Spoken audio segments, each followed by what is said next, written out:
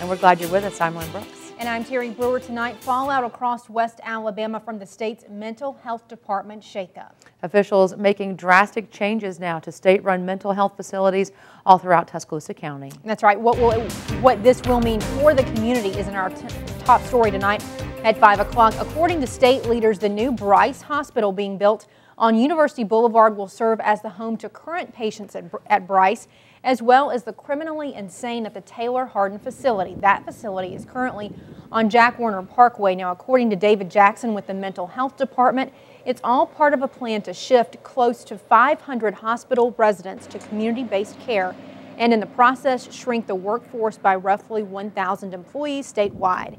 Jackson says it's best for the patients and the pocketbook of the state. However, many Tuscaloosa County leaders are not happy about the changes.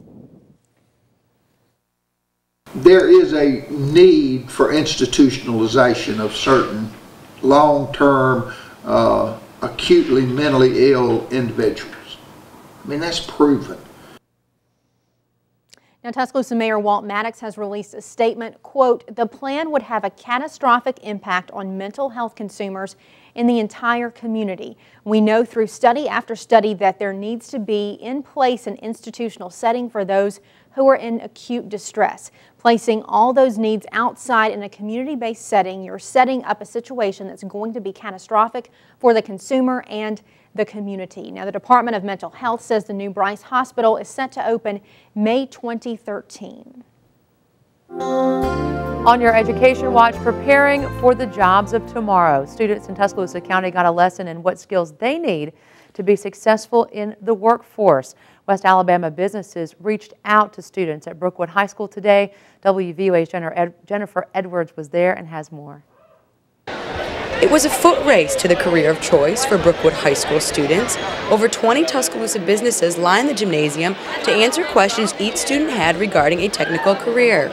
They are giving back to us and opening themselves to the community and showing us what we could possibly be looking forward to in the future. Teachers say that by students being able to speak with business representatives, they are able to see what skills they need for their future jobs. Having a career fair like this allows students to make a connection between real-world opportunities and what's going on in school, and that's what we're trying to do with the Career Technology Department. Business representatives agree. Fairs like this are important to show students all of the opportunities that are out there for them. There's so much that they can do, and so many students just don't know what all is out there for them. In the year 2014, we will have the new C-class in the plant, and for the new C-class we need to have this new technology here. You know, you're catching them even before college, so you're getting it in their mind what they need to be doing to work the next 4 years, prior to their college careers. Reporting in Tuscaloosa, Jennifer Edwards, WVUA News. Crutchfield told us the seniors from Brookwood are going to Shelton State Community College Friday to see the Mercedes program firsthand. Today's career fair was part of Career Technology Education Week. A new study says the nation's young adults are the hardest hit by the current economy. Now, according to the Pew Research Center, 41% of all young adults say their age group is having the hardest time in today's economy. The study says young people are finding it harder to pay for college, find a job, buy a home, or save for the future. At the end of last year, the jobless rate among workers 18 to 24 was about 16%. That's compared to 8.8% for all adults under 64. Now, WVUA spoke with a local undergraduate student and economic expert to see if the nation's results felt the same in West Alabama. They agreed the reason for concern was there, but thankfully so is the reason for optimism. Actually, I encourage my students after they did degrees in business administration, they should go to trade school, learn a skill. If you learn that skill and you're very good, employers will hire you. When they hire you, you can rise to become a supervisor much faster than any other person. I do believe that if you search hard enough and you're willing to really do what you have to do to get by and to make a success out of your life and your career, I believe the possibilities are limitless. Dr. Chigoke says the economy is on a slow rise, but it will still take some time. New at 5, the folks at DCH are so excited about the Bras for the Cause event that their cups are running over. Goodness. It's the 3rd annual Bras for a Cause fundraiser. Every year, those in the Tuscaloosa community are encouraged to decorate a themed bra and enter it in a contest, this contest. The entry that gets the most votes gets a surprise package. Each vote costs $2, and here's the good news. All that money goes to support breast cancer awareness. DCH Director of Construction Brad Castleberry, whose bra entry is currently in the lead, tells Wvua the process has been fun, but for him, it's all about benefiting the cause. We're excited. I mean, and the most important thing is raising the money. So we've had great support, and no pun intended, but from our contractors that work here at the hospital. They're very supportive of what we do, and they've been outstanding so far, helping a great cause.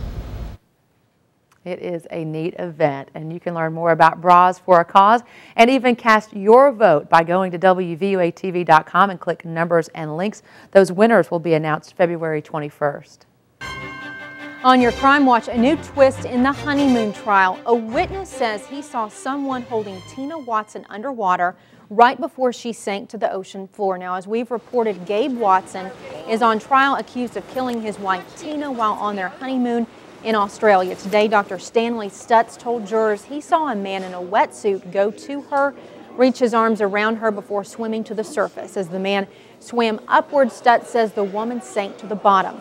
Prosecutors say Stutz witnessed Watson kill his wife for insurance money. And defense attorneys say her death was an accident. There's new controversy surrounding Whitney Houston. Governor Chris Christie is defending his decision to fly flags at half-staff Saturday for the Queen of Pop in New Jersey. But some residents are saying the honor should be reserved for members of the military, first responders, and elected officials. This comes as more details about the final days of the pop diva's life are coming to light. Shelby Lynn reports. Whitney Houston's behavior the days before she died has become a focus of the investigation into her death last Saturday. The singer was partying at the bar of her Beverly Hills hotel the night before her death, according to a source close to the investigation. Investigators have requested surveillance recordings. Houston was also seen drinking considerable amounts of alcohol in the hotel last Wednesday and Thursday morning, according to a source familiar with her activity at the time. The source says other guests expressed concern about her erratic behavior. The source also says on the morning of the day Houston died, she was seen drinking at the pool. Witnesses said her behavior did not appear erratic. Houston's cause of death is not expected to be revealed until toxicology tests are complete, which could take weeks. Meanwhile, New Jersey police are establishing a secure perimeter around her hometown church, where a private funeral will be held Saturday. There really is going to be nothing to see here at the church. The best thing to do would be to stay home and watch the service on television. Gospel singer and pastor Marvin Winans will deliver the eulogy. And I knew that Mama Houston would do it the way she wanted it done, which we're going to church, and we're not going to be worried about if the world can get in. Kevin Costner will speak at the service, and Stevie Wonder and Aretha Franklin have been tapped to sing. For WVUA News, I'm Shelby Lynn.